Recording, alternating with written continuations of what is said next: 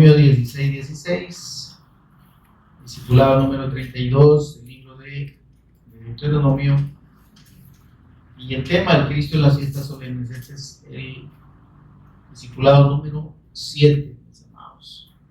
Qué bendición la que el Señor nos ha dado con esta escritura tan preciosa, donde se revela la obra redentora del Cristo y el plan eterno de redención de nosotros, de su pueblo. Amén. Leemos la escritura y luego oramos para pedir la ayuda del Espíritu Santo en este tiempo de meditación de su palabra.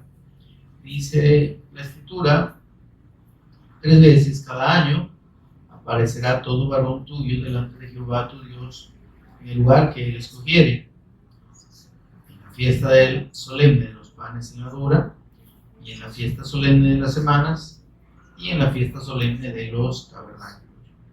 Y ninguno se presentará delante de Jehová en pan vacío. Oramos. Señor y Padre que estás en los cielos, bendito y glorificado tu santo nombre. Señor, gracias por esta salvación tan grande que nos has revelado en la fe de tu amado Hijo, nuestro Señor y Redentor Jesucristo. Bendito sea, Señor. Gracias por ese amor, esa gracia, esa fidelidad eterna. Señor, bendito tu nombre. Gracias, Señor, por abrir nuestro entendimiento y por permitirnos, Señor, tener comunión contigo por medio de la fe, en el nombre de tu amado Hijo. Mientras meditamos en tu palabra, bendito Señor, abre nuestro entendimiento. Bendito Espíritu de Dios, revélanos por favor en todo momento a Jesús como Cristo. Ábranos el corazón, instrúyenos, enséñanos tú, Señor. Toma el control de palabras y pensamientos. Sé tú, Señor, instruyéndonos a cada uno de nosotros en esta hora. Ministra a los que oyen, Señor, por los medios. Revela, Dios, el Evangelio a los que oyen. Por eso es el Cristo, nuestro Señor y Redentor, lo pedimos. Amén. Amén.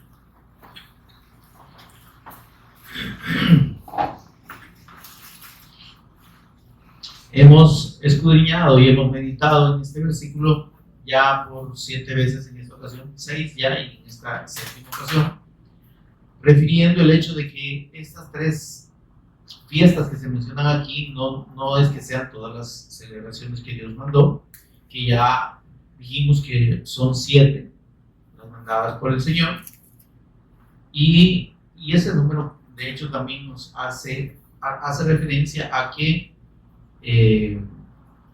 tiene toda la indicación del tiempo eterno y del plan eterno de Dios. Amén. Entonces, sí hace referencia a 3 épocas o 3 tiempos en el año en que, en este caso, Dios manda a su pueblo a que se presente delante de Él. ¿A qué? A celebrarle a Él. ¿Sí? A tener comunión con Él, a gozarse en su presencia. Amén. Por eso se le llama celebraciones o fiestas solemnes, ¿verdad? Porque revisten toda la importancia y la seriedad, por así decirlo, ¿verdad? Toda la ceremoniosidad que son debidas al Señor. Amén. No es, hermanos, el concepto que tiene el mundo, ¿verdad? De fiestas paganas, ¿verdad? Esas en las que se supone que le celebran a Dios, pero terminan siendo un tiempo de disipación, de desorden, de pecado, ¿verdad? Y lo que menos hacen es honrar a Dios. Definitivamente eso no es de Dios, aunque se diga que está dedicado a Dios por medio de un determinado dique santo, entre comillas, ¿verdad? Entonces, pero estas celebraciones precisamente no son fortuitas, no están definidas por Dios al azar. Definitivamente si las estableció Él, es porque tienen un propósito eterno, es porque tienen un propósito trascendente, ¿verdad? El propósito de Dios aquí no era que la gente hiciera determinadas cosas, cumpliera determinados ritos y eso era todo, sino que aquí estamos hablando de el anuncio y la revelación de la obra redentora de Dios y el plan redentor de Dios eterno, por cierto, en relación con el hombre, en relación con ese hombre que él creó a su imagen y a su semejanza, y que como él ya sabía, pues había de extraviarse de la fe, ¿verdad? Había de traspasar su pacto y necesitar redención, necesitar ser sacado de una condición de muerte, que es lo que precisamente Dios está confirmando en estas celebraciones, ¿verdad? Entonces, iniciando con la celebración de la Pascua, que hablamos que refiere totalmente al tiempo al sacrificio de nuestro Señor Jesús en la cruz, a su muerte expiatoria, siguiendo con la celebración de los panes sin levadura, que habla del efecto de ese sacrificio del Cristo, de su cuerpo sin pecado entregado a causa del pecado y para quitar el pecado delante de Dios. Amén. Y luego la fiesta de las primicias, que refiere la consumación de la obra del Cristo en la resurrección. Amén. Esas tres celebraciones constituyen o están incluidas en el primer tiempo que dice aquí, en el versículo 16, la fiesta solemne de los panes sin levadura. La identifica así, pero en esa celebración implicaba las otras dos celebraciones, obviamente, que es la Pascua y primicias. Amén, hermano. Entonces, esto es un indicativo de lo que significa para Dios que la obra del Cristo y la fe del Evangelio sea revelada al hombre. ¿Ven? Todo esto tiene que ver con, dice, presentarse delante del Señor. Nadie, mis amados, nadie tiene credenciales, condiciones ni méritos para presentarse delante de Dios. Nadie. Absolutamente ningún ser humano. ¿Verdad? Ni que quiera, como hemos dicho, jactarse o aludir el cumplimiento de la ley. La Escritura, el Señor es claro y dice: por las obras de la ley ningún ser humano será justificado delante de Dios. Ni aún el más cumplidor de la ley y de los mandamientos y todo lo que se quiera tiene las credenciales para estar delante de Dios, porque precisamente esos mandamientos, leyes, estatutos, decretos, no es posible que nadie aparte del Cristo los cumpliera, porque muchos de ellos lo que hacían era anunciar la obra del Cristo, eran una sombra de ese Mesías, de ese Redentor y del sacrificio del Cristo. Si nosotros revisamos todos los libros del Pentateuco, ahorita estamos en Deuteronomio, que es el último libro de la ley, ya hemos visto Éxodo, Levítico, Número, Génesis, vamos a verlo en su momento más adelante, porque empezamos en Éxodo, y luego que estamos en Deuteronomio, que corresponde al momento en el que Dios trae el recordatorio de su pacto, de la fe en el Mesías Cristo, a la generación que va a introducir a la tierra prometida. Ya todos los varones que salieron de Egipto, y las mujeres también, mayores de 20 años, su incredulidad los excluyó de la salvación. Haber sido incrédulos a la palabra de Dios, a esa promesa del Mesías Cristo, los condenó a la muerte eterna. El Señor dijo: no entrarán, juró en su furor, Dios dice, no, juré en mi furor, dice, que no entrarían en mi reposo. No es que no entrarían a la tierra, que de hecho no entraron, Pero lo fundamental, o digamos lo más lamentable, es que no entraron en el reposo de Dios. ¿Y qué implica entrar en el reposo de Dios? Entrar en el reposo de Dios significa estar en la condición de redimido y de justificado. Porque entrar en el reposo de Dios significa entrar en paz con Dios. Amén. ¿Y quién puede estar en paz con Dios por sí mismo? Nadie. Entonces, ese reposo de Dios, Dios lo anunció y lo confirmó en la persona de nuestro Señor Jesús el Cristo. En este caso no estaba revelado quién era, pero el Señor hablaba de su ungido, de su Mesías. Amén. Y que Él traería, decía el Señor, salvación. Que Él traería bendición, la bendición de Dios. Esa fue la promesa a Abraham. En tu simiente, que el apóstol Pablo dice allá en Gálatas 3:16, tu simiente, que es el Cristo, Abraham recibió esa revelación. En tu simiente, le dice el Señor, que obviamente sería el Cristo, serán benditas todas las naciones de la tierra. En el Cristo. Y Abraham, nuestro padre, dice Juan, 19, 53, dice que Abraham, vuestro padre, corrígeme la cita ahí, no la tengo muy presente ahorita.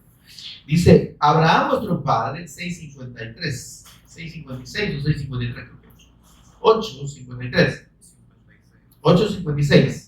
Perdón, ahí estaba medio disparado con la cita. Juan 8:56. Dice el Señor, Abraham, vuestro padre, le dijo a los judíos, les reveló esta verdad preciosa. Se gozó de que había de ver el día. Abraham, ver el día del Cristo, de Jesús. ¿Cuándo? ¿Cómo? Entonces, la esperanza de Abraham, lo que confirma el Señor Jesús es que la esperanza de Abraham no estaba puesta en la tierra, porque Abraham no necesitaba tierra. Era un hombre riquísimo, dice la Escritura. Abraham tenía su esperanza en la promesa del Mesías Cristo, que es la promesa del pacto. Ese es el pacto de Dios con Abraham. ¿Ven? Ahora, el pacto incluía la tierra. ¿Por qué? Porque era necesario que viniera y naciera en una nación determinada. Y formó del linaje de los lomos de Abraham, formó el pueblo de Israel como una sombra de aquellos que serían su pueblo por la fe en el pacto. Porque Israel, como nación y como descendencia de Abraham, fue llamada a la fe del pacto. Amén. Porque si hubiese sido lo contrario, es decir, que si Dios los hubiese llamado por ser nada más descendientes de Abraham, pues no hubieran tenido que pasar por tanto y solo los hubiera salvado y ya. ¿Se entiende esto? Sino que el Señor siempre les exigió la fe. Y dice el Espíritu Santo allá en Salmos 95, ¿verdad? 7. Si oyes hoy su voz, dice, si oyeres hoy su voz, y esa exhortación es para usted y para mí. No endurezcáis vuestro corazón, no seáis incrédulos. Como en Meriba, en la provocación allá en el desierto.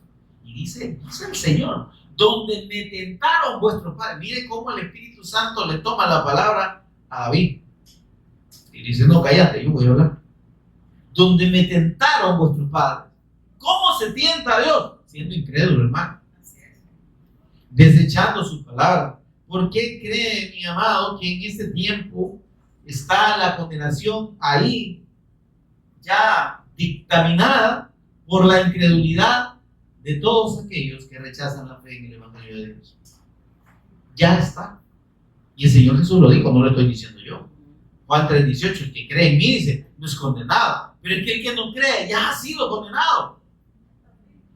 Dios no envió a su Hijo al mundo para condenar al mundo. ¿Por qué? Porque ya estaba condenado. Ya el mundo está condenado a causa del pecado heredado de Adán y Eva, que es la incredulidad a la palabra, al pacto de Dios, al Cristo. ¿Qué pacto traspasaron Adán y Eva? Como dice Oseas 6:7. Dice que su pueblo, igual que Adán, traspasaron el pacto. ¿Qué pacto traspasó Adán? ¿A qué fue incrédulo Adán? ¿A qué fueron incrédulos Adán y Eva? A la fe en la palabra de Dios. La palabra de Dios es el Cristo, es el verbo. Amén, hermano. Por tanto, la incredulidad de Adán y Eva fue la incredulidad en el Cristo. Porque ellos tenían la fe del pacto en la forma del árbol de la vida que estaba en el centro del huerto. ¿Me está siguiendo, hermano? ¿Está poniendo atención? El pacto de la fe en el Mesías, en el Cristo de Dios, en el verbo de Dios, estaba simbolizado en ese árbol físico, que era un árbol físico que Dios le dio el nombre del árbol de la vida. Ese árbol representaba al Cristo. Y el Señor le dijo, pueden comer de todos estos árboles. Amén. Eso incluía el árbol de la vida. Pero de este otro árbol que yo les pongo aquí, que es el árbol del conocimiento del bien y del mal, no comerán, porque el día que de él comieren, ciertamente morirán. Amén. Ahora, mire esto. Dios probó la fe en su palabra, la fe en el pacto de Adán y Eva. Necesitaban probar otro fruto. Cuando Dios les dijo, no coman, si comen se mueren, no lo duden. ¿Sí?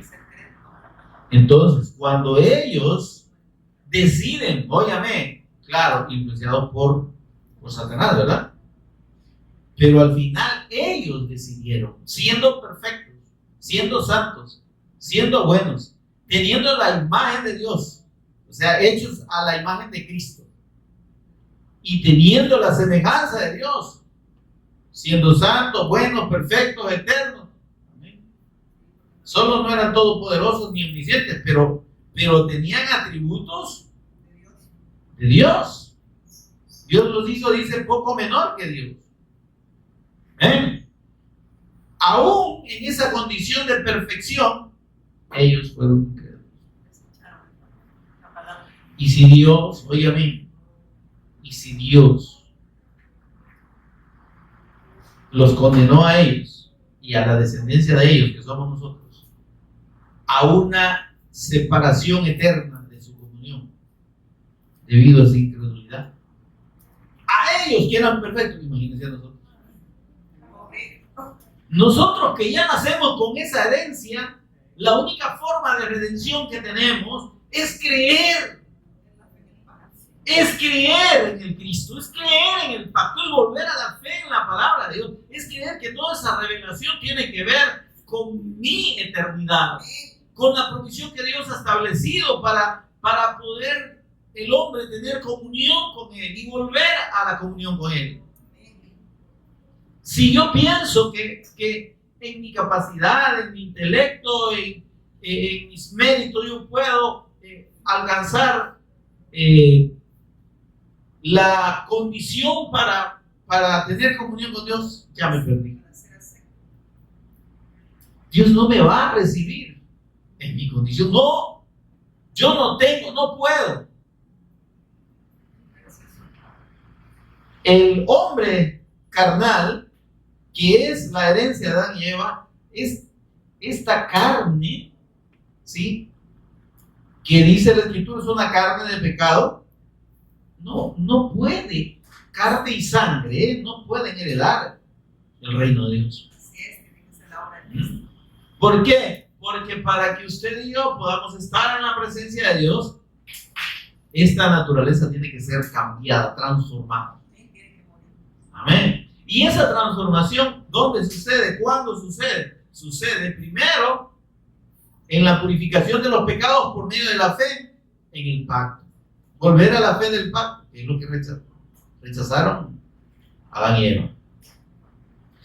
Y luego en la resurrección, en la esperanza de la resurrección de Cristo. Amén. Porque mientras estamos en el cuerpo, hermanos, lo que anhelamos, dice la Escritura, es la redención de esta naturaleza. Que esto mortal, dice el apóstol Pablo, se vista de inmortalidad, y esto corrupto se vista de incorrupción. Entonces, aún nosotros no podemos tener comunión plena con Dios, no podemos ver a Dios. Y está la promesa preciosa que el Señor Jesús dio a sus discípulos, a los redimidos. ¿verdad? Y dice, supremamente benditos los de limpio corazón. Ay, ¿quién tiene limpio corazón? Nadie, hermano. Solo aquel que ha sido lavado, purificado, santificado en el nombre del Señor Jesús y por el Espíritu de nuestro Dios, tiene un corazón limpio delante del Señor. Y ese sí, dice el Señor, es supremamente bendito, porque ellos verán a Dios. El que sí, vamos a verlo. ¿Cuándo? En la resurrección. Y el apóstol Pablo lo confirma cuando dice que le veremos tal como Él, le veremos cara a cara, le veremos tal como Él. Pero ¿en qué condición? Ya no en esta naturaleza pecaminosa. ¿Ven? Y entonces, ahí vemos nosotros cómo el Señor está revelando ese primer momento. Por eso vemos que la revelación del Cristo sucede en el tiempo de Dios. Porque Dios tiene que llevarnos a ese tiempo de eternidad que está simbolizado en esas 7 celebraciones solemnes. ¿Está conmigo, hermano? Y el primer momento está en la fe del Evangelio, en la fe del Cristo. Pero eso viene de Dios. Amén, hermano. Él, mediante su palabra, nos revela la fe en su Hijo. Porque es la única forma en la que nosotros podemos llegar delante de Él. Entonces, mire esto. Dice el Señor que estando todos en desobediencia, entonces establece la manera en la que podemos alcanzar su misericordia para poder ser obedientes. Él nos pone en la condición de obediencia. Dice que sometió a todos a desobediencia para tener misericordia. Qué precioso, ¿verdad? O sea, dice la gente, bueno, y si Dios sabía que Adán y Eva iban a pecar, ¿por qué lo permitió? Porque Él es Dios. Sí, porque Él le dio al hombre esa capacidad, esa voluntad propia de decidir qué hacer. ¿Amén? Y en esa voluntad permisiva de Dios y en su conocimiento previo de todas las cosas, lo que se llama presciencia, entonces Él permitió la desobediencia, pero a la vez preparó la redención para tener misericordia de esos desobedientes. ¿Quién puede estar en pie delante del Hijo del Hombre? Dice el Escritor. ¿Quién podrá estar en pie delante de Él? Nadie. Entonces, solo es en la fe del Padre, en la fe en la persona y obra de Cristo, en la muerte y la resurrección de Jesús como el Padre. Y ahí entramos entonces en ese primer tiempo en el que gozamos por medio de la fe en esa obra del Cristo, gozamos de perdón de pecados, redención eterna y vida eterna. ¿Y cómo tenemos vida eterna, mis amados? En la comunión del Cristo, mediante el cuerpo del Cristo. ¿A dónde está el cuerpo de Cristo? ¿Sí? En su palabra. Cuando nosotros nos alimentamos de la palabra, nos estamos alimentando del Cristo, porque somos edificados en la fe y somos confirmados por el Espíritu Santo en la comunión con el Padre y con el Hijo. Amén.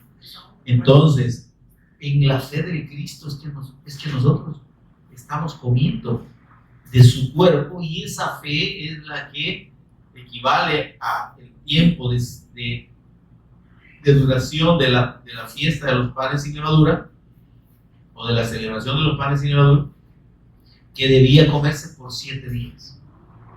7 días, ya dije, 7 es un número de eternidad. Entonces Dios está diciendo, por el sacrificio del Cordero, tus pecados están extinguidos delante de mí, pagados y extinguidos. Amén. Y en la santidad del cuerpo de mi Hijo, mientras permaneces en esa fe, sos santificado eternamente. Qué precioso. Amén.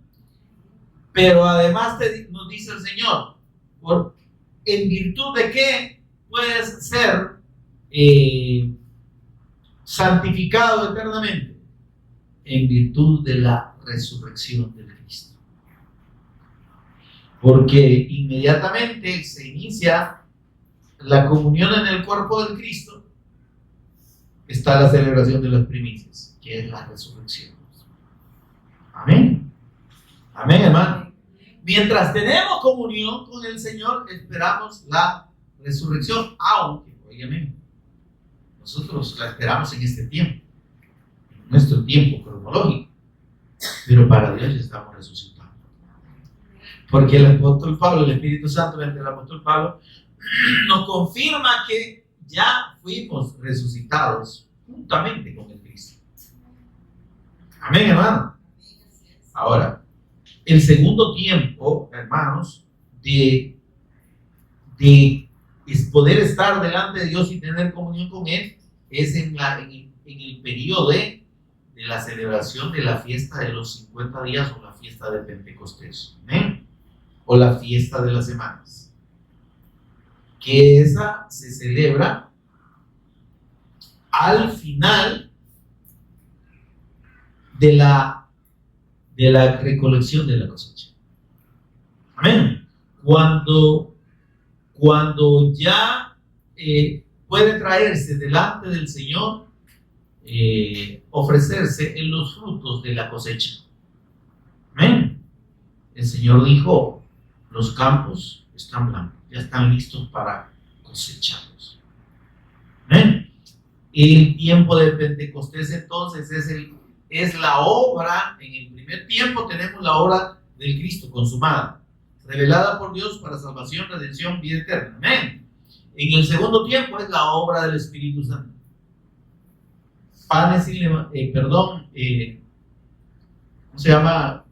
Fiesta de las semanas, que dice aquí en el versículo 16, es la fiesta de Pentecostés. Y es el tiempo en el que el Espíritu Santo, como dijo el Señor Jesús, está con vosotros y está en vosotros. ¿Haciendo qué?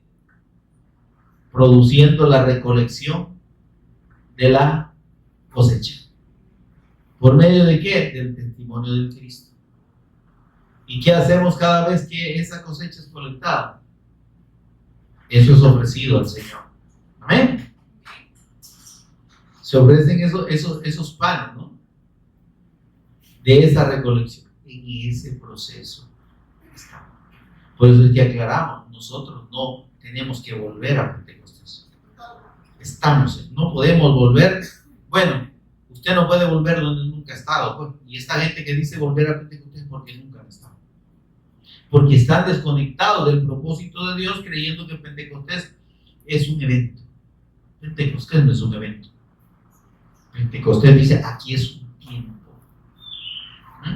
En 3, dice, veces en el año, habla de 3 tiempos, ¿verdad? Aparecerá todo varón delante de ti delante de Jehová en el lugar que él escogiere. Ese segundo tiempo no es un evento. Y los religiosos piensan que Pentecostés es un momento, sucedió allá, y hubo esto, y hablaron en lengua, y hubo un gran avivamiento le llaman, ¿sabes? Como que toda la gente estuviera tonta, ¿verdad? Entonces, tenemos que regresar a ese momento, tenemos que pedir que vuelva a Pentecostés, imagínense usted. O sea, eso no fue un evento, eso fue el inicio de un tiempo que dura, óyeme, hasta la venida del Cristo, que es la celebración de Rosh Hashanah, de las trompetas, ¿cómo se llama? El shofarín, ¿verdad? De la fiesta de los shofares, de la fiesta de las trompetas, donde el pueblo era convocado, miren, para estar delante del Señor y celebrar. Amén, hermano. Era además establecido por Dios como un día de reposo. Mire qué lindo. Mire un detalle precioso dentro de estas celebraciones, que no lo había mencionado, pero que viene al caso que lo mencionemos y que lo entendamos y que el Señor nos lo haga entender. Hermanos, son 7 celebraciones, ¿verdad? Y dentro de esas celebraciones no todas llevan o incluyen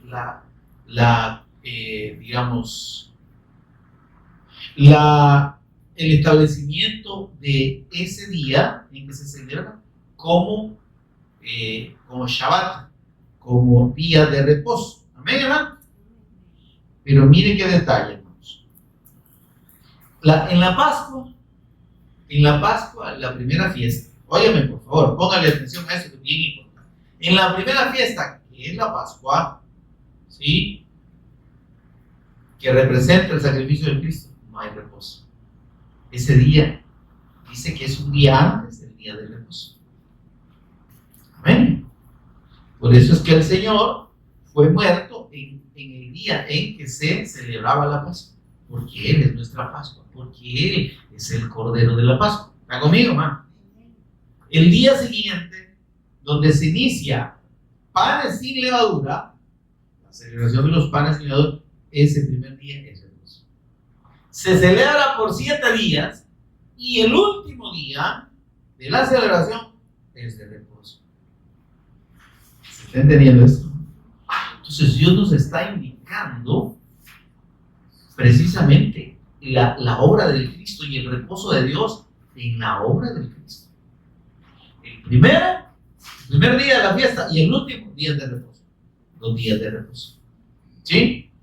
El segundo día de reposo, mis amados,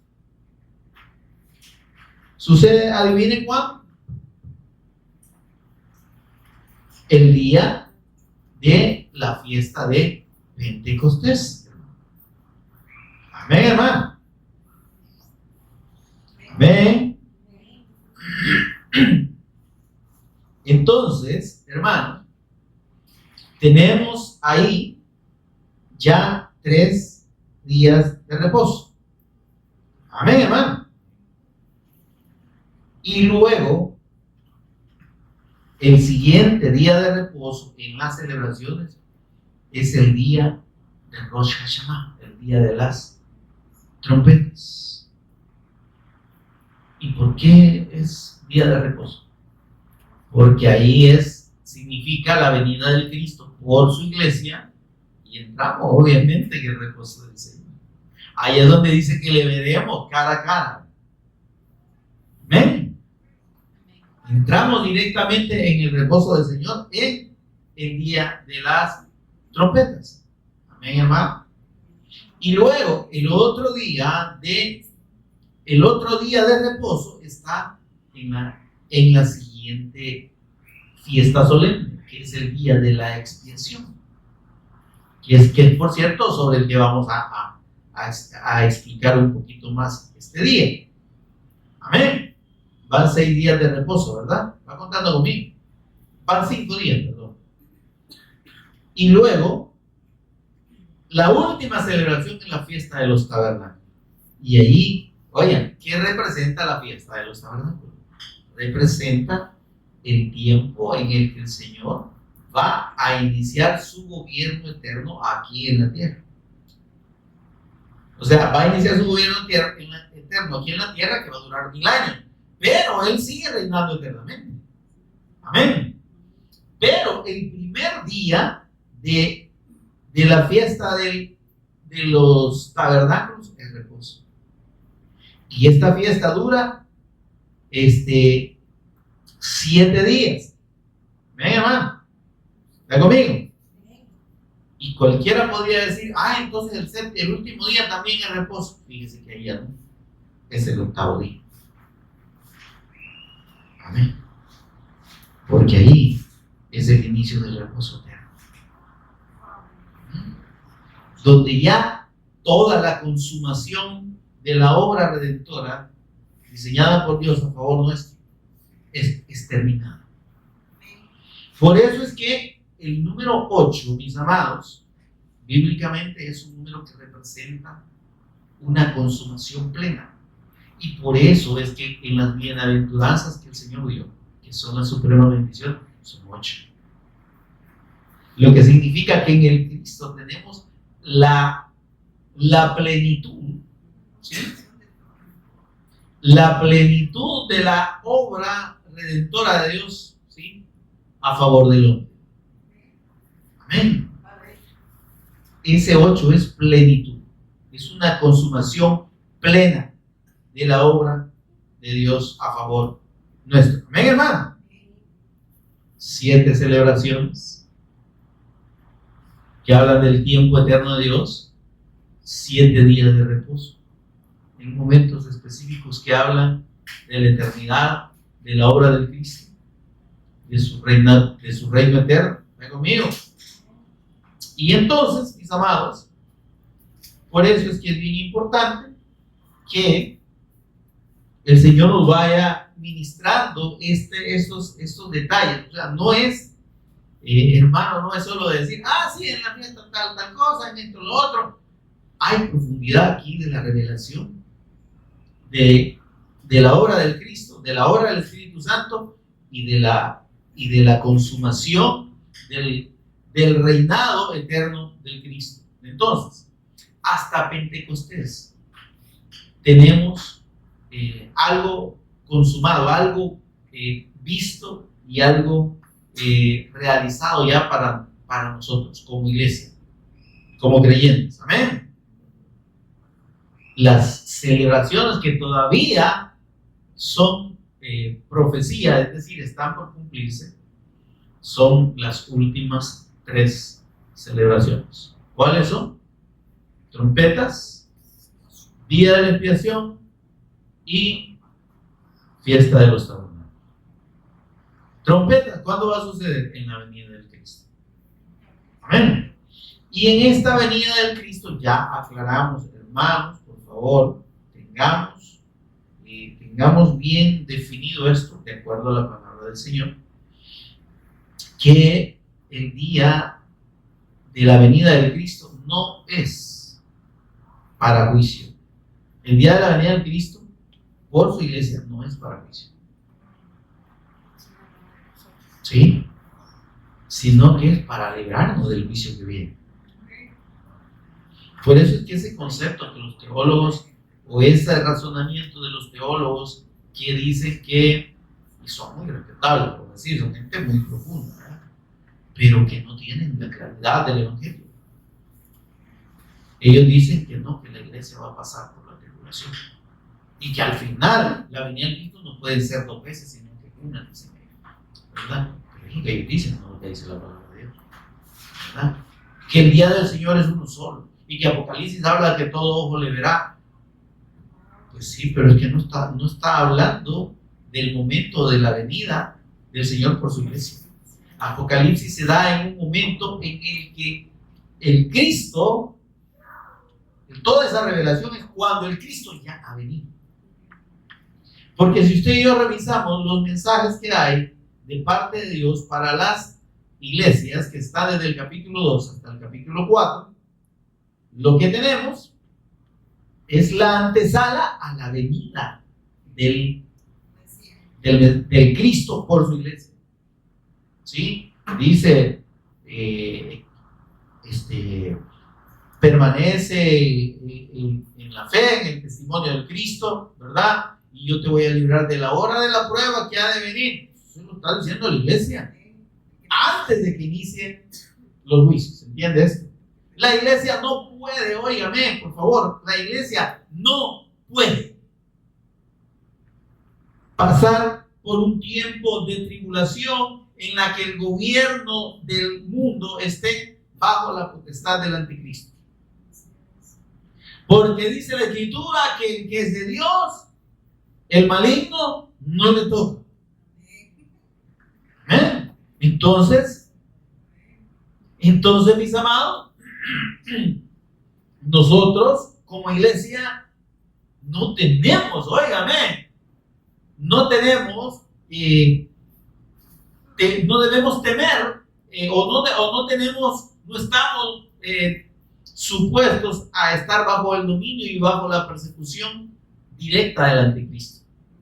Porque el anticristo, para operar, necesita que el Espíritu Santo ya no esté. Mire las cosas que son bien sencillas, pero los teólogos defienden lo profundo, ¿verdad? Entonces, para que el anticristo se manifieste, lo dice claramente el apóstol Pablo en 2 Tesalonicenses capítulo 2, tiene que ser quitado el que impide ahorita que el anticristo aparezca, para que Satanás opere libremente. Óigame, yo no le estoy diciendo, mire esto por favor, no le estoy diciendo que Satanás no opera ahora, ¿cómo no? Sí, pero no opera con libertad plena. Opera bajo la voluntad de Dios sobre los hijos de desobediencia, sobre los incrédulos, sobre nosotros no tiene potestad alguna. Ahora, como estamos en el mundo, el Señor dijo, miren, van a tener aflicción. Amén. Pero no es que Satanás tenga potestad sobre nosotros. Es la condición del mundo generada por el control de Satanás, ¿sí?, la que nos llega a afectar.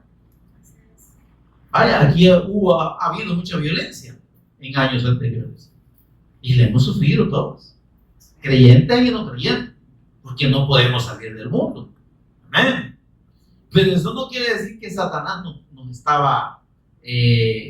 nos afectaba directamente, o que estábamos bajo su influencia o bajo su control o su dominio. No. El Señor preservó a su iglesia y nosotros tenemos testimonios vividos de haber andado predicando el evangelio en zonas donde era totalmente imposible que alguien entrara y saliera. Así es, el Señor, ¿verdad? Más aún siendo de otros lugares, ¿verdad? Y el Señor nos llevó ahí, dimos el testimonio del evangelio en muchos lugares y el Señor nos preservó. ¿Por qué? Porque Satanás no tiene potestad sobre la iglesia. La puerta del infierno, dijo el Señor, ¿cuáles son las puertas del infierno? No prevalecerá contra la iglesia mientras el Espíritu Santo esté. Por eso es que, óigame, este tiempo en el que nosotros estamos aquí es Pentecostés. Amén. Porque la obra del Espíritu Santo, que es la evangelización mundial, la está haciendo con nosotros y en nosotros, por medio de nosotros. El Espíritu Santo está en nosotros, está con nosotros y está haciendo la evangelización mundial por medio de nosotros. Amén. Amén. Gloria a Dios. Amén. Entonces, ante esa presencia, Satanás no puede operar libremente. Porque la verdad está aquí, Amén, en el mundo. Mientras usted y yo tengamos la fe del Evangelio y el testimonio de Cristo, la verdad está aquí. ¿Sí? El Espíritu Santo está dando testimonio y Satanás no puede prevalecer. Ahora dice el apóstol Pablo, hasta que sea quitado de en medio el que impide que se manifieste. ¿Quién impide que se manifieste? El anticristo. El Espíritu Santo. ¿Cuándo va a ser quitado el Espíritu Santo? Para que, óigame, cuando dice quitado, quiere decir que ya no va a estar en la tierra. ¿Sí? ¿Por qué? Porque está con nosotros. Y está en nosotros. Cuando nosotros nos veamos con el Señor, el Espíritu Santo va con nosotros. Amén, hermano. Amén. Y entonces, por eso es que hay que tener claro que en la venida del Señor, que sucede antes de la tribulación, del inicio de los juicios de Dios, que están desde el capítulo 5 del libro de Apocalipsis en adelante, ya ahí ha sucedido el arrebatamiento de la iglesia. Ahí ya se ha cumplido lo que el Señor Jesús le dijo a sus discípulos, ¿verdad? Mateo 24:14, cuando y será predicado este evangelio del reino para testimonio a todas las naciones. Y entonces dice, viene el fin del gobierno del hombre representado con la venida del Cristo. ¿Sí? Entonces, la venida de nuestro Señor Jesús marca, sí, el inicio de la gran tribulación. Amén. Y por eso el Señor le advierte, no a la iglesia propiamente que ha creído en el Cristo hasta su venida. Le está hablando a los que no creyeron y que se van a quedar. ¿Y quiénes son esos? Todos los israelitas alrededor del mundo y todos aquellos creyentes que conociendo el Evangelio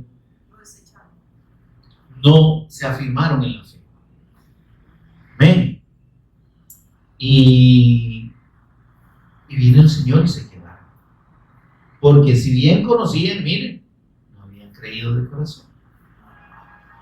Porque conocer no es creer. Hay mucha gente que conoce. No, si el Señor ya viene de ti, pero no creen. Pero no creen en Él porque no se someten a Él. Si es que aquí no está como el Señor Jesús dijo, ¿por qué me llamáis Señor, Señor y no hacéis lo que yo digo? Lucas 6:46. Es que si me llamás Señor, es que yo te mando y que vos haces lo que yo digo. Pero decir Señor y no obedecer a Dios es no creer. Es como que usted llegue a una empresa y le diga, mire, este es su jefe. Así que él le va a decir qué hacer. ¿Cómo no? Sí, señor jefe. Y cuando el jefe le da una orden, usted hace lo que quiere. Sí, ¿verdad que tiene sentido? No tiene sentido el hecho de decir, es mi jefe, pero yo hago lo que quiero. Si es tu jefe, él te va a indicar qué hacer. Si el Señor Jesús es tu Señor, entonces, o si el Señor Jesús es nuestro Señor, entonces es que le debemos obediencia. Entonces la obediencia al Cristo no es una obediencia religiosa, es una obediencia a la fe en Él. Es permanecer en la fe, es permanecer dando el testimonio del Cristo, es tener claro el propósito que como redimidos tenemos, y es preparar la venida del Señor, la segunda venida del Señor. Sí, hacer la evangelización. Eso es todo. Entonces, dice el Señor, porque además me llaman Señor, Señor, y no hacéis lo que yo digo. Entonces, el que dice que cree en Jesús, pero no le obedece, es que no ha creído, hermano. Entonces, todos esos conocedores, dizque llamados o llamándose a sí mismos cristianos evangélicos, que conocen, pero que no creen o no quieren someterse a la obediencia a la fe, cuando el Señor venga se quedan. Y esos, dice la Escritura, que cuando el anticristo aparezca, va a empezar una persecución, primero velada, o sea, así disfrazada, ¿verdad? Medio tapadita. Y luego, a mediados de esos 7 años de la tribulación, va a ser una persecución descarada. ¿Está conmigo, hermano? Y veamos en datos objetivos. A quienes va a perseguir, lo dijo el Señor Jesús en Mateo 24, del versículo 15, va a perseguir al pueblo, a esos sí, a los judíos que siguen teniendo la promesa del Mesías. Mire esto. La promesa de que y todo Israel será salvo no se refiere a todo Israel, se refiere a los que crean. Los judíos todavía están esperando al Mesías. Amén. El problema es que ellos no saben lo que esperan. Amén.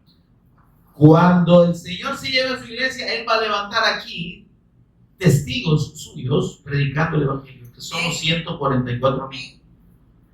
Y va a levantar 12,000 de cada tribu para que evangelicen y para que le den el testimonio del Cristo a los judíos, que son los que todavía no creen en el Cristo. Amén. Entonces, los que crean en esos primeros 3 años y medio de tribulación, porque va a haber, es un tiempo de tribulación. Los juicios del Señor se desatan desde que nosotros somos llevados con el Señor. Amén. Por eso es que la iglesia, ya les dije, no va a estar y no puede estar. Ok. Entonces,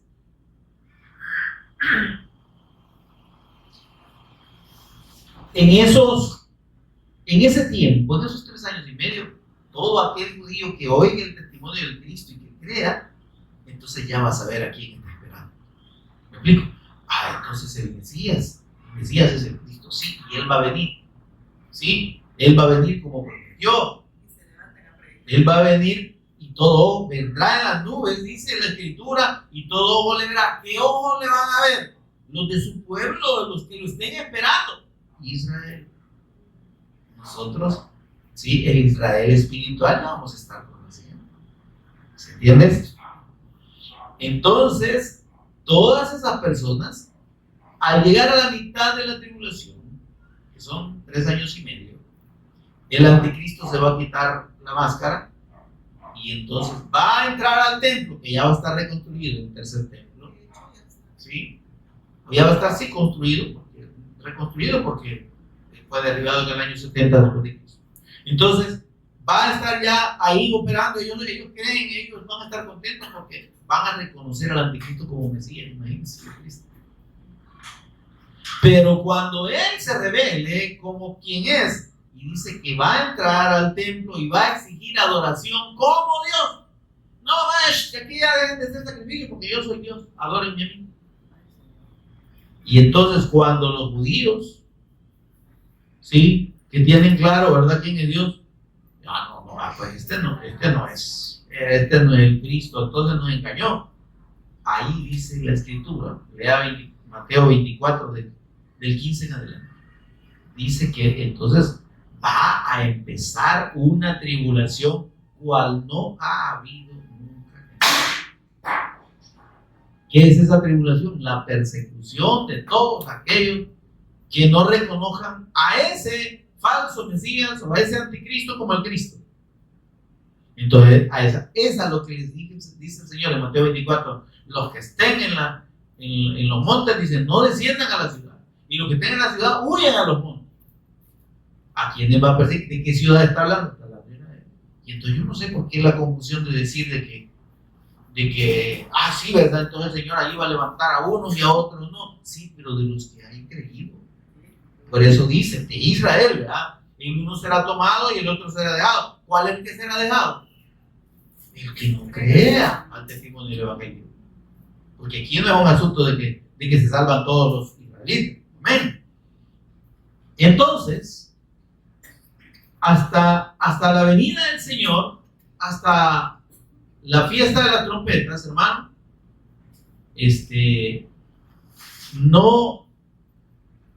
no tenemos, eso no ha sucedido, lo estamos esperando, va a suceder cuando el Evangelio sea predicado en toda la nación. Entonces, mire, entra aquí lo que dice Levítico 23:17. Vaya conmigo a Levítico, por favor. 23:27.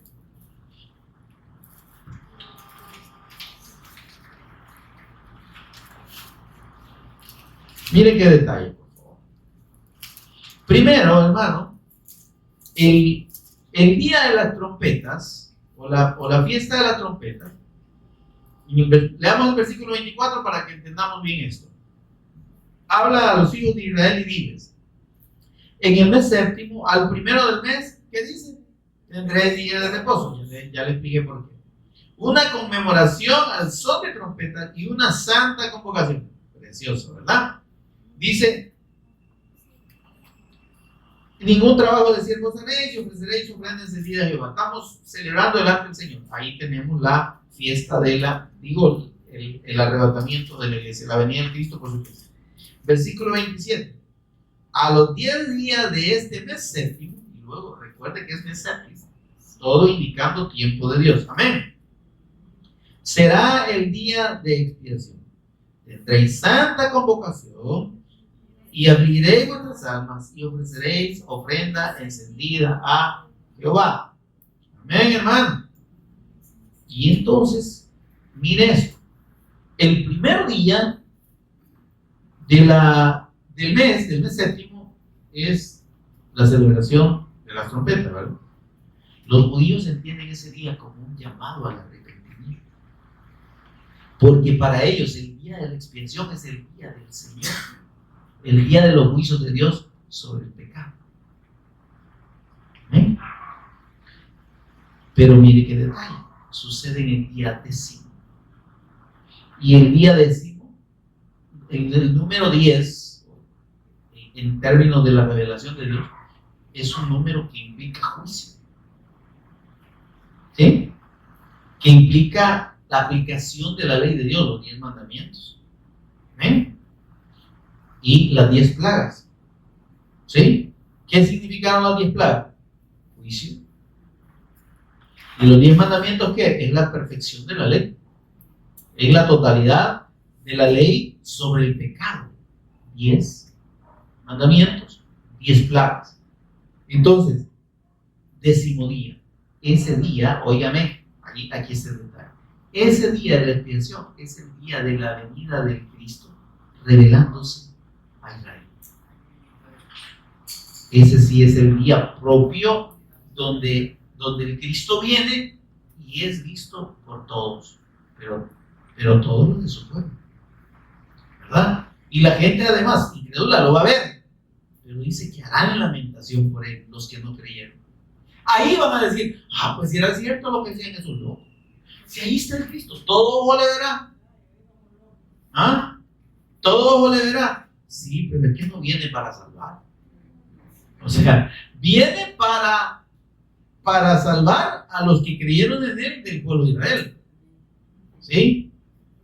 Pero viene para ejecutar sus juicios sobre los que no creyeron. Amén. Entonces, esa claridad, hasta aquí vamos a llegar en este punto, ¿verdad? Para entender por qué no es que en ese día equivalga a la venida del Señor por nosotros después de la tribulación. Nada que ver. Esa venida del Cristo, donde es visto por todos, por todo el mundo, esa es la venida para establecer su reino. Amén. Viene para establecer y para gobernar con mano de hierro a las naciones por 1000 años. Amén. Entonces, mis amados, teniendo claridad en eso, estamos y sí vamos a hablar un poquito más, Dios mediante,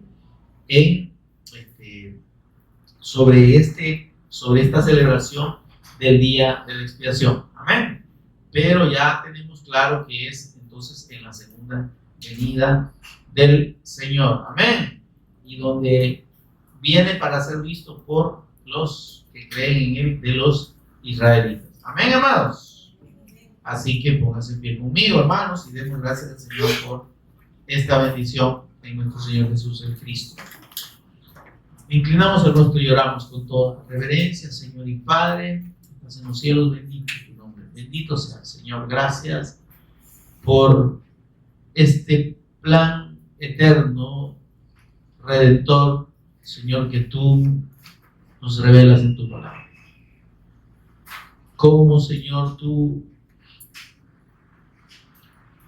definiste los tiempos y las formas en que nosotros, estando bajo condenación y bajo muerte, podríamos ser redimidos para poder presentarnos delante de ti. Señor, primero en una instancia eterna mediante la obra del Cristo. Luego, como tu iglesia, Señor, siendo guiados por el Espíritu Santo para entrar plenamente en la eternidad tuya, Señor, en ese tercer tiempo, Dios, que es la fiesta, que tú le llamas la fiesta de los tabernáculos, donde está el día de la trompeta, el día de la expiación y la propia fiesta de los tabernáculos, que representa, Señor, el gobierno eterno tuyo sobre todos, sobre todo lo que existe. Señor, gracias por este tiempo, gracias Espíritu Santo por ministrarnos y por revelarnos, Señor, esta preciosa bendición. Por Jesús el Cristo, nuestro Señor y Redentor, lo agradecemos. Amén y amén. Demos un aplauso por este Señor.